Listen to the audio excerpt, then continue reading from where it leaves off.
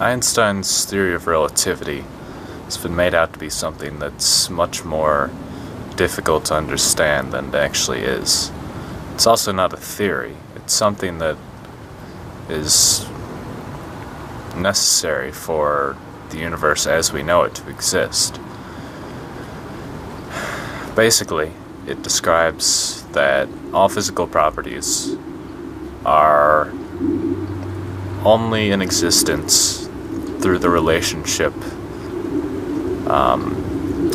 objects have with other objects. I'll give the example, very simple one, that if there are only two objects in the universe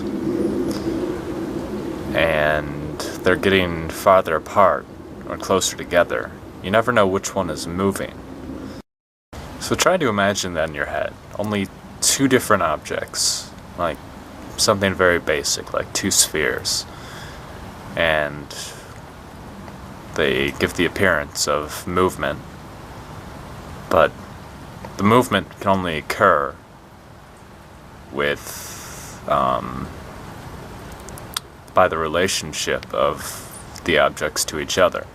If there's only one object in the universe, in a theoretically endless void of space, then it cannot move, because movement can only really occur by the by its relative existence to the position of other objects in space. And it's the same with everything, really. You only really know where you are by the position of other things. And even beyond things like space and position and movement, time works in a very similar way, and I think this is where the concept of space-time comes from. You only know time by the frequency of previous events in your life.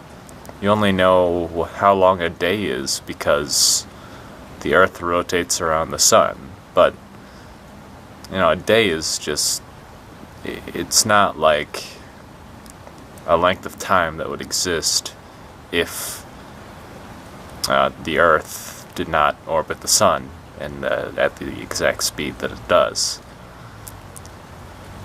So I like to think of time as something that separates events and makes frequency possible. Frequency is just like an oscillation, up and down, 1 and 0, on and off. So you only know the day by the night, you only know the positive by the negative, and you only know your own existence by the existence of other things and other people.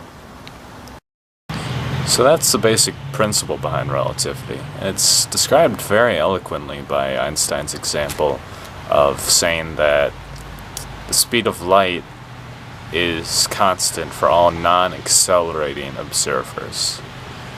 To make this simple, there's often the question of, if you're going 99% the speed of light, then what happens, if you shine a light in front of you?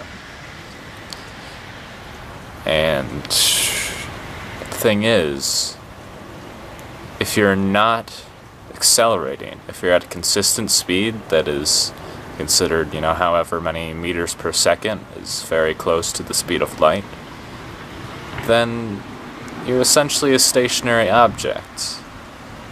It's very hard to understand, but go back to my example of, if you're the only object of the universe, you can't move. So light, if you shine a light in front of you and there's nothing to reflect it, then you don't see any light. So don't think that it's this esoteric, hard to understand thing when you might hear someone propose the idea that there's no such thing as motion. There really isn't. There's only faster than and slower than. There's no motion that exists by itself. So when you look at, say there's an object in the sky and it's moving very, very quickly, and you suppose it's moving 1% the speed of light. The speed isn't really important.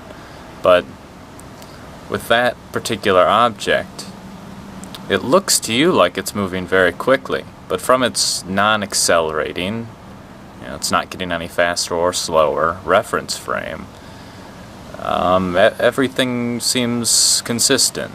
It's it's kind of like the Doppler effect. You hear something changing in pitch only when it's moving away from you.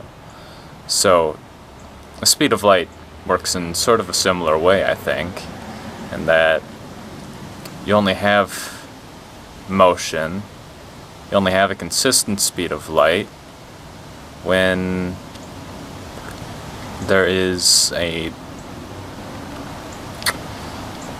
reference frame that is not accelerating.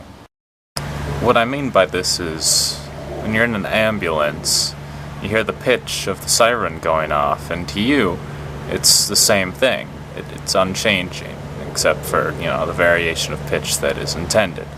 But for someone who's standing still, someone who's not in the same reference frame as you, the pitch seems to be getting higher or lower, based on where they are in reference to the ambulance.